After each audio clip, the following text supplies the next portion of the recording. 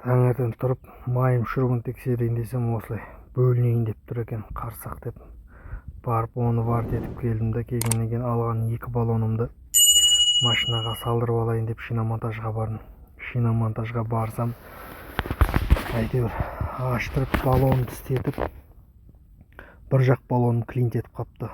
Одан баллон салдырып барып, ходовщикке бардым. Ходовщикке барып өтіп сөйлесіп, әрең дегенде кіргізіп, бір жақ тормозныйды шешкізіп жасаттым. Әрең дегенде барабан қисайып қалған ба, түсініксіз.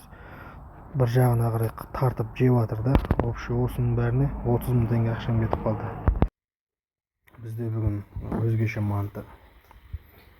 Мынандай майонез, қара соуспен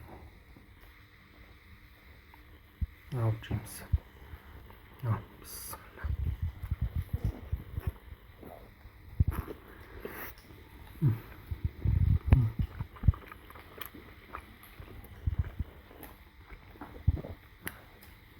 Сосын еті бар екен.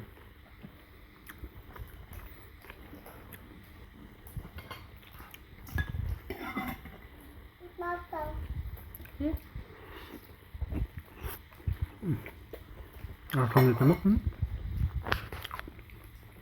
Манго.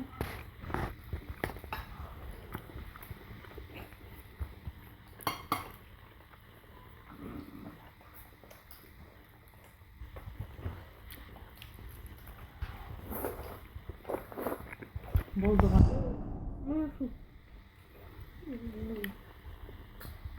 Күшті манты екен, тәтті. Как раз давадан тоңып, машина ремонттап, келбек ыстық манты жеп настроениеміз көтеріліп қалды. Торт, шайға торт, ужинға манты. Қандай праздник болып жатыр? Жұма. Настроениесі күшті, дастарханды жайнатады осылай. Тортты қарасай, тортты. Ашуланса роллдың жейсің. Макарон жейміз, макарон. Роллдың жемейміз, жарайды. Шүкір. Ұлттық тамақ. Тортты қарасай, бүгінгі праздник болып жатыр ғой бүгін.